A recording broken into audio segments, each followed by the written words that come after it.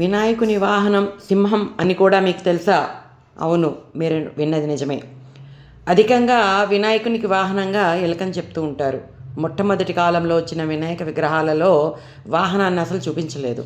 ముద్గల పురాణంలో వినాయకుని 8 అవతారాలు చెప్పబడ్డాయి.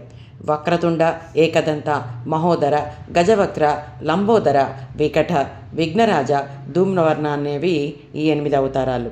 వీటిల్లో 5 అవతారాలకి వాహనం ఎలుకుంటే వక్రతుండ అవతార వాహనం సింహం, వికట అవతార వాహనం నెమలి, విఘ్నరాజ అవతార వాహనం శేషువు.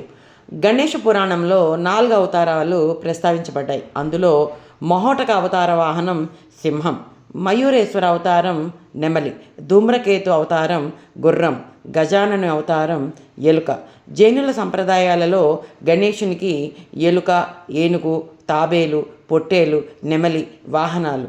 వివిధ సందర్భాల్లో ఈ విషయాన్ని వివరించబడ్డాయి. అయితే చివరి అవతారంలో ఎలుకను వాహనంగా చేసుకున్నట్లు గణేష పురాణంలో ఉంది. ఎలుక వాహనం సంకేతాన్ని అనేక విధాలుగా వివరిస్తారు. ఎలుక తామస ప్రవృత్తికి చిహ్నం కనుక కామక్రోధాలను అణగదొక్కడం అనగా ఎలుకపై స్వారీ చేయటం, పంటలకు హాని కలిగించే ఎలుకని అదుపు చేయటం అంటే విఘ్నాలను నివారించటం అని మరొక వివరణ ఉంది. ఇది గ్రామదేవత లక్షణాలలో ఒకటి. ఎలుక నెక్కినందున వినాయకుడు ఎక్కడికైనా వెళ్ళగలడని మరొక అభిప్రాయం కూడా ఉంది.